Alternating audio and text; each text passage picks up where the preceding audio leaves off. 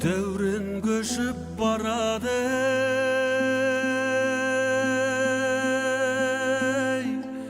қарайламай құбылады күн сайын.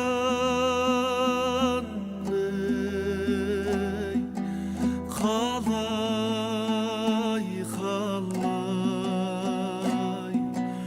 құбылады күн сайын, қалай. Мен Алиева Алина, Маяковский атындағы нөмірі 32-ші орта мектептің оқушысымын. Мен 8-ші Б сыныпта оқимын.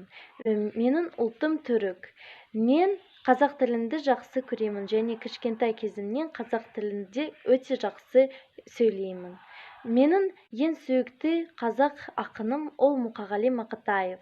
Мен оның өлеңдерінді жақсы көремін. Бүгін мен сізге бір өлеңін айтамын.